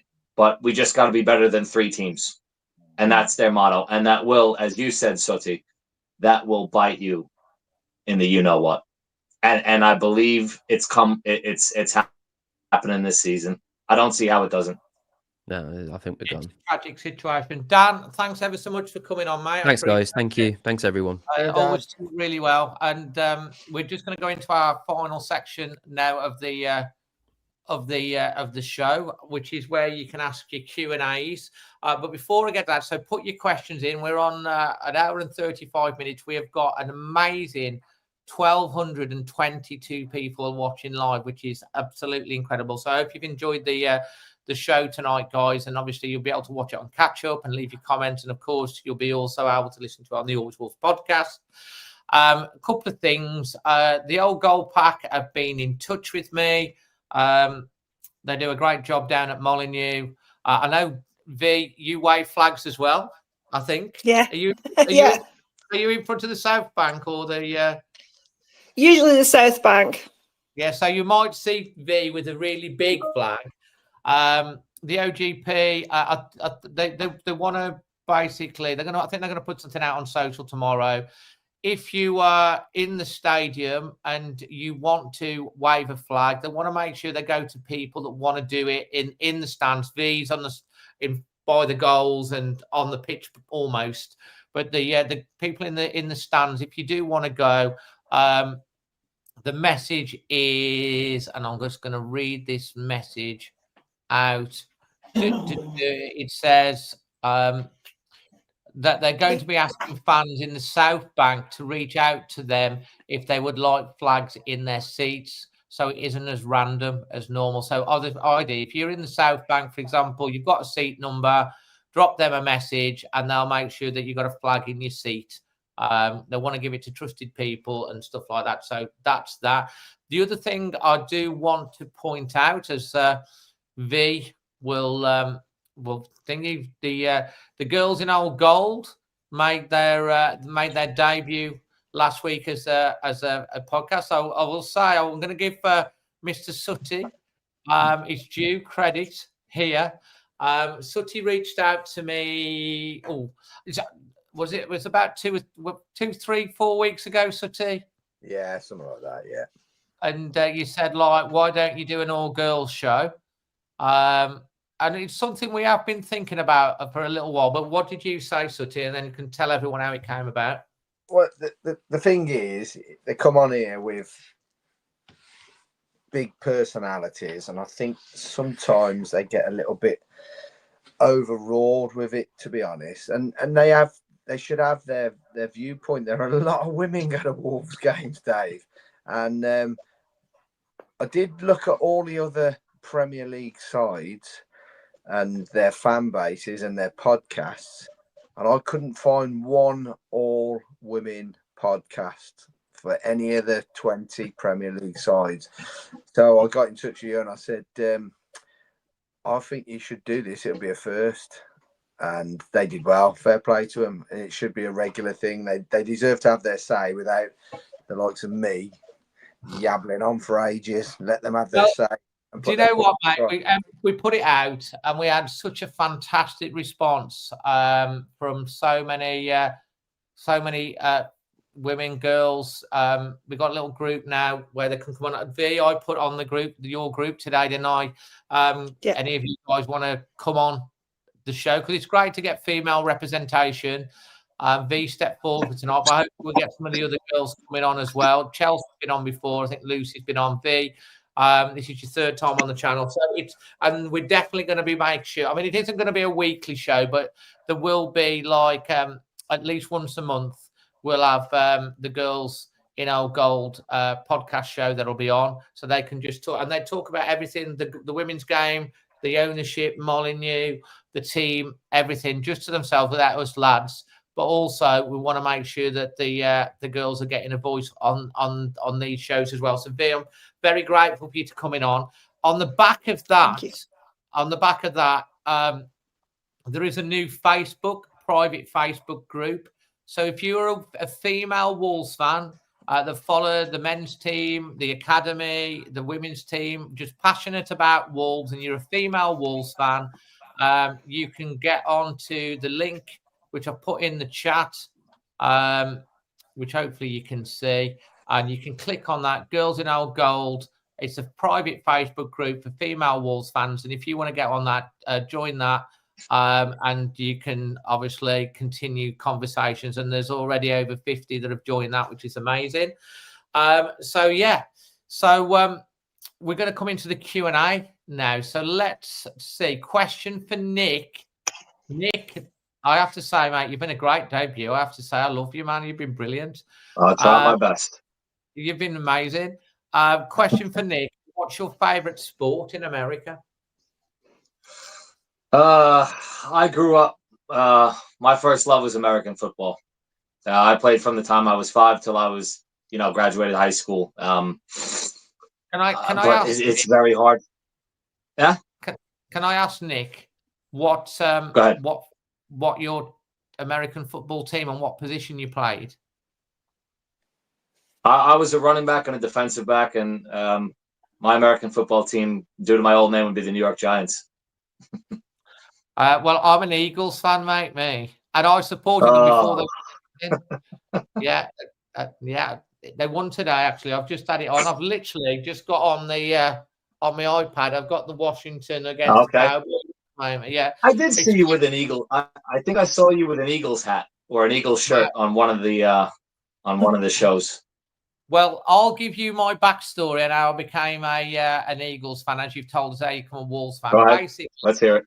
There's a film with Mark Wahlberg. You might know it. There's a film about the Eagles, and it's based on a true story of a guy that works in a pub who goes Vince Papale, I believe his name was. He goes for trials and he makes the Eagles. And I watched that film and I was looking for an NFL team to support. And before they won anything, so I'm not a glory hunter, before they won their 2 Super Bowls. Yeah, fair enough.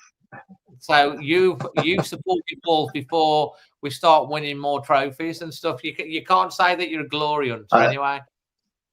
So you are not a glory hunter supporting Wolves for 20 years. And the rest. Chris Humphries, 49ers. He says, if any of you are watching it, support any NFL teams, let us know. Cleveland Browns. Oh, you're the Cleveland Browns. Did they win today? I don't know. I've not looked today. You know what? Their organization resembles us. Yes, that's ironic. Not very good. NFL team, Sutty at all, or not really? Dave, I've never ever got why people want to kick a egg-shaped ball around. So that's the end of my discussion on this. It's rugby, American football, rugby league. It's not my I knew that would be your response, Sutty, but I respect it. Boxing and football. Vinyl Revival. I'm not going to ask you this question because it's just, I think it's an ironic statement, but he says, question for the panel, what's going to happen first Wolves so we'll ask you, what's going to happen first? Wolves win a game or Arias beats the first man from a corner? Which one, what are you going for, B? Oh gosh, I think before Arias does anything, I think Sam Johnson's going to knock him out because he's not been happy with him several times. So, what about you, Sutty? We're going to win a game, or is Arias going to beat the first man from a corner? I was fuming yesterday, Dave, with his corners. It just boils me.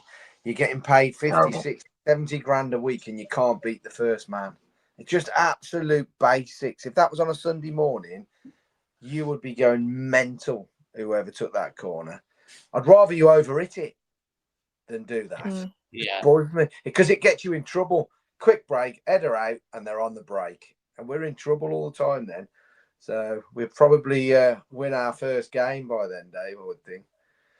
Absolutely. Andrew Chris wants to know, we'll go with you first, Nick. How many points are we going to finish on this season, mate? Pain in your face, I think mate. we'll be better than games left. Derby's 11. So you We'll think be better than Derby's 11, but I think we'll get 12. But at the moment, I just cannot see where a win is coming from. I'm going to say, if I had to be a betting man, I would say 20-21, somewhere around there. B? I think we'll get a new manager for Christmas. It sounds like, then- like having a puppy for Christmas. A new manager. And then I don't think we're going to get a win before then. And then I think the new manager will do a bit, and we'll end up with 18 points. Oh, I think it's higher or lower, Sutty? Higher than a 10, higher than lower. It's like play your cards right. Just remember, a puppy's for life. A manager lasts about 3 days here at the moment.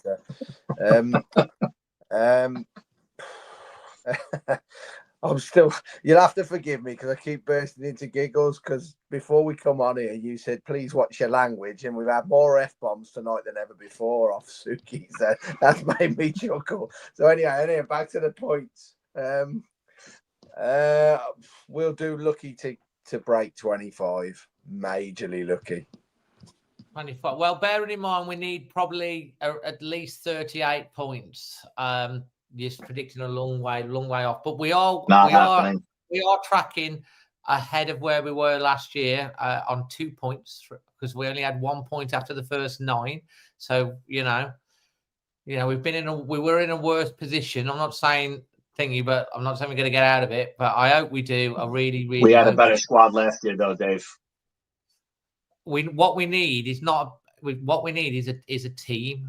It does. If we can get a team that plays together, and we actually play like a team, then you can be better than the sum of your parts. But that's the big question, isn't it? Yeah. You've got to get a manager in that's going to hold the utmost respect from players.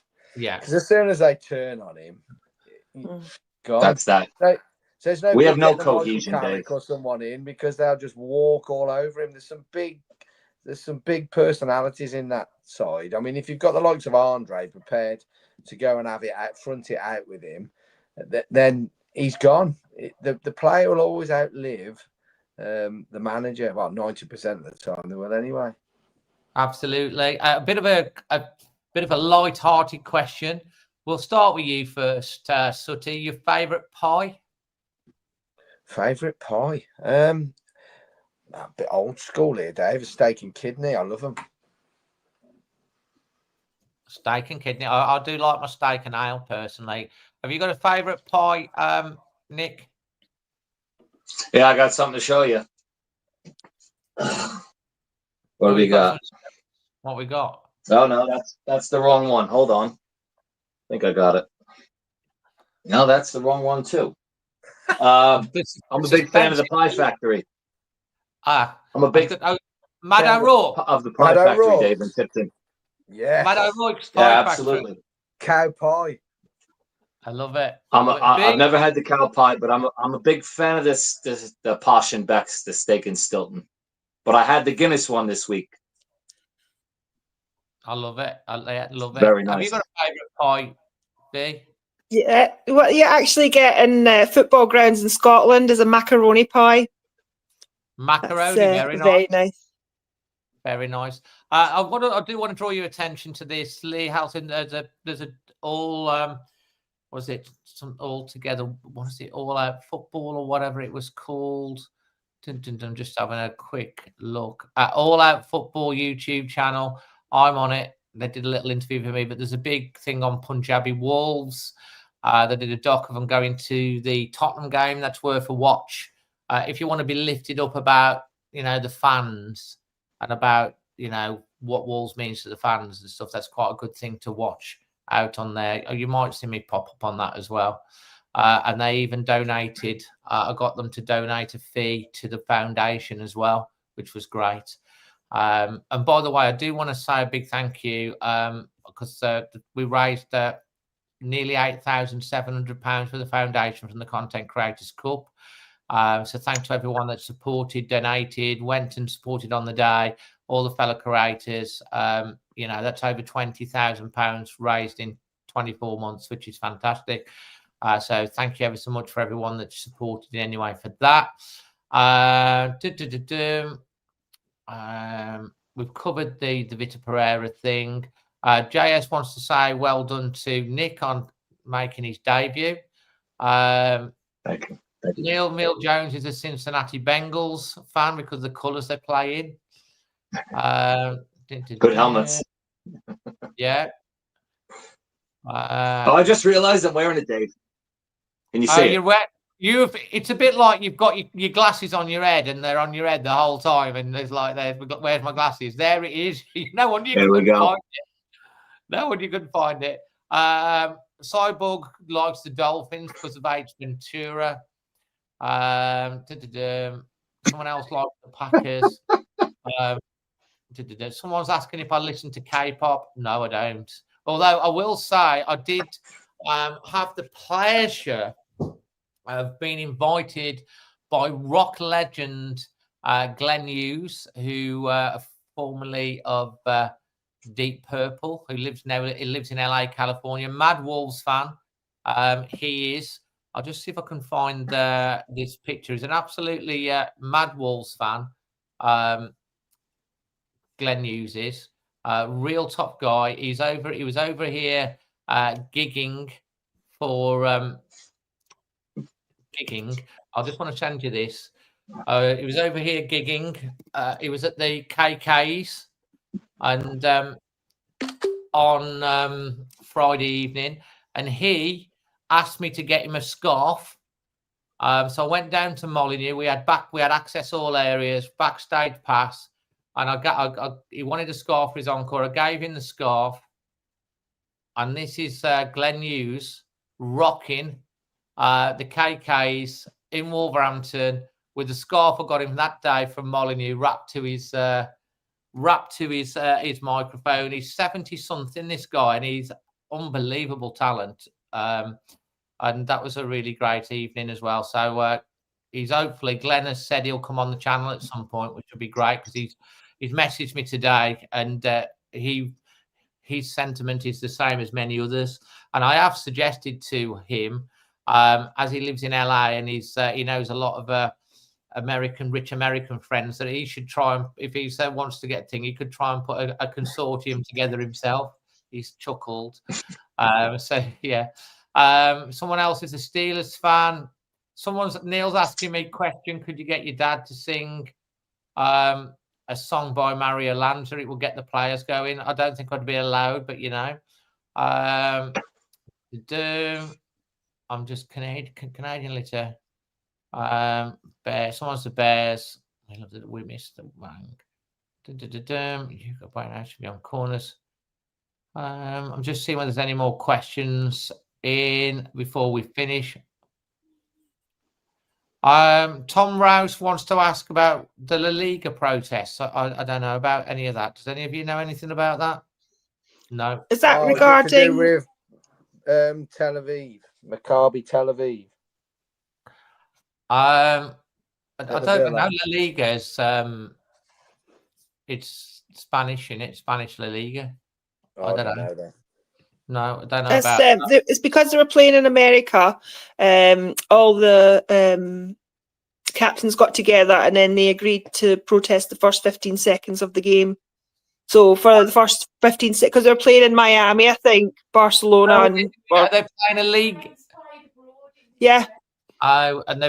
Yeah, they had a league game in Miami, and for the first 15 seconds they didn't play. So all the captains agreed that they would do that. Oh, that's interesting. I didn't know that. Yeah, let's say, because there's been questions about that might happen over here, hasn't it? But it's not. That it started that. Tiramisu wants to know what my favourite song is. Literally, I've got an all-time top 10 on my playlist of about 200 songs in there. So there's so many. I just love music. I'm just seeing if there's any more questions. I'm sorry, just running through. There's so many comments. So many comments. And one final question. Darren Timmy says, ask it the panel, if we don't beat Burnley, would VP get sacked? I think we've covered all of that off in today's show. Listen, we're on 1 hour, 54 minutes. It's been an amazing show. We've still got nearly 1,200 of you watching. Listen, what will be will be. Obviously, feel free to make your voices heard. Anyone wants to come on the show anytime. Burnley is an absolutely massive game for so many reasons, because we've got to win the game, whatever happens. And the one thing I will say to everyone, no matter what you feel about Vitor, he's a likable chap. He's been in the pub with people, drinking drinks. He connected us for a while. And I like the guy. I really, really want him to be a success. That's more than anything, because we all do. We want him to be a success, for the team's a success. No wonder, no matter what you think about Jeff or the owners, and obviously people will make their voices heard during the game and what happens. We've got to back the players. You've got to stay behind the players. They're putting the shirt on. We've got, unless they down tools and stop playing for the badge, which we've got to get behind them. And I've had another message on TikTok saying that we should get a CEO, and there should be a CEO appointed like what we had before. And Jez Moxie is out of work and would potentially come back to the club. And I know Jez Moxie got a lot of stick off Wolves fans at the time, but he ran a tight ship. He took the crap and the abuse. He ran a tight ship, and he put us in a really good position to be bought and stuff like that. And we do need a CEO that can have that position, and Jeff can concentrate on the esports and all that sort of stuff. So I don't know what people think about that. But we're just about finished. V, if you can leave your final thought and a score prediction for next weekend. Well, I think Burnley's gonna. I think we might get one in. I don't know. Listen to what Suki said earlier with the players not wanting to play for Vitor. I mean, that's quite a revelation. To be honest, I mean, that's what he says and been true. Yeah, we don't know for a full fact. I don't know. He's got contacts, and that's fair play. Yeah, I don't know. If we're lucky, we'll get one, but they'll still win. It'll be 2-1, like for them. And I don't know. I do think I think it'll drag on. I think the fans are going to start shouting for Vitor because his subs that he makes are his decisions are. It'll probably starting Hwang again at some point. If he's not injured, we'll have Hwang starting, and we'll have these great decisions, and then eventually we'll lose all the fans, and then for Christmas we'll get a new manager. Someone we've never heard of from probably someone maybe from South America or whatever. Yeah, that's my prediction so far. So next week we're going to lose 2-1. Okay, thanks for your contribution, and we got your internet sorted in the NV, and it's been great since. Nick, final thoughts for everyone. Any message that you want to say to the Wolves fans, and of course a score prediction for Burnley? First and foremost, thank you for having me on. It was a pleasure to meet you yesterday. I want to say, football aside, I've been following this club for almost 20 years now, and this club, due to Wolverhampton Wanderers, has given me lifelong friendships. I've been to Benidorm with people. I've been in people's weddings. I'm more than likely going to a stag do at the Midlands Grand National in March. The badge has opened up conversations with people in foreign lands. So it's the club has afforded me not just the enjoyment of watching us play and all that, but it's opened doors, and it's given me experiences, and it's given me lifelong friends. And I'll tell you this, Black Country people, Dave, I've been to many different places in the world. Salt of the earth people. Mate, I say, Nick, it's been an absolute pleasure having you come on. I really hope you come on again. You speak from the heart. You're one of us. Score prediction? Yeah, get to have that score prediction. I am a little bit Black Country. Not in the way you lot are, but just 20 years back and forth. Anyways, it depends on who scores first. If If we go 1-0 up, I could see us conceding and then fighting to hang on for a point. However, if we go 1-0 down, it's going to get ugly. And I think the wheels come completely off and we will lose 3-0. Oh, dear. And on So that I know note, that's not a direct answer. It's kind of who scores first. If we score first, I think we'll somehow scrape by with a point. I can't see us not conceding. But if we go 1-0 down, it's going to get ugly. and we just had a Sunderland fan that's on here. Jimmy says, "Good luck, Wolves, for the season. We might need a bit of luck." Nick, thanks ever so much, mate. Will you come on again? Thank you. Yeah, why not? Brilliant, brilliant. And finally, to you, Thank Sutty, your thoughts, your message to anyone, and your score prediction for next week. Well, we've had a couple of revelations tonight, so Suki would be absolutely stupid to come on here and divulge that sort of information without some sort of inside knowledge. So if he's telling me that they're not playing for him, we're going to get thumped next week, Dave, because the best way to get rid of him is to lose. So I can't see anything other than a loss, unfortunately, mate. Okay, so what's We'll your still score? be there, though. We'll still be there. I'll go for a 2-0 home loss. It'll turn very toxic. He'll get the sack. Nothing will change at the top for now. Hopefully, what he said about the club is up for sale and they're speaking to people comes to fruition, Dave. Let's just get our club back and a little bit, just somebody with some sort of direction, because I haven't believed in this project that they go on about for 4 years, as you well know. And I don't see it changing much, Dave. And it's the rinse and repeat thing every year for me. And it's getting a bit boring. Absolutely. Well, guys, we're literally just over 2 hours. It's been a massive show tonight, and it's flew by in the blink of an eye. So, Nick, Sutty, all the guests that have come on tonight, everyone that's phoned in and come on. As I say, we'll always give everyone an opportunity to come and have their say. We'll never not, as long as we all do it in the right way, because that's what it's all about. That's what we want to do. Whether I agree or disagree and stuff like that, I'll have my own opinions and things on things, but you can always come on and have your say and debate it out. And V, thanks for representing the ladies so well tonight. And will you come on again?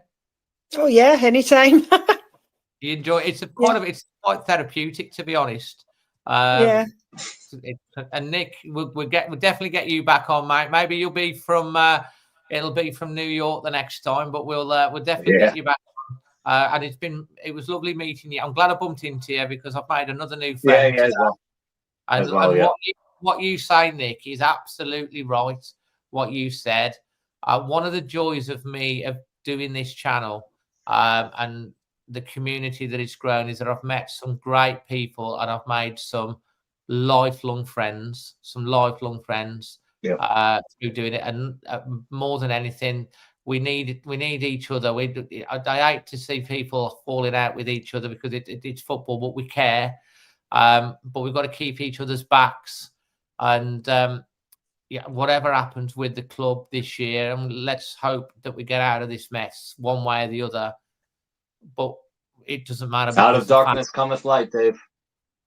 Yeah, out of darkness cometh light. That's our motto, and it is the 150th anniversary of the club next year, and it would be an absolute tragedy if the ownership manages back into chat. One of the highlights of the days yesterday, and you'll agree, was the fans singing the back catalogue of, Moutinho, 7 Foot Heaven, Connor Cody song, Jimenez, Neves. We've got Neves, back Sacco, Dicko, and a Phobie song. They're even singing the Danny Bassi's from Briley Hill song.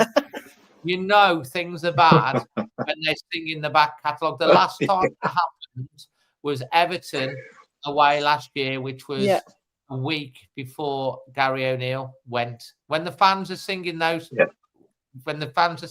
songs, They've had enough. We've had enough because we're having to entertain. They're having to entertain themselves some other way. Anyway, guys, thank you ever so much for the show. Thanks for watching. If you're brand new on the YouTube, please hit the like, leave your comments. Thanks for watching us across Facebook and X. And if you're watching it on catch up as well, it'll be out. You'll be able to watch it on catch up on YouTube and also be out on podcast in the morning. And yeah, until the next one from all of us, always Wolves.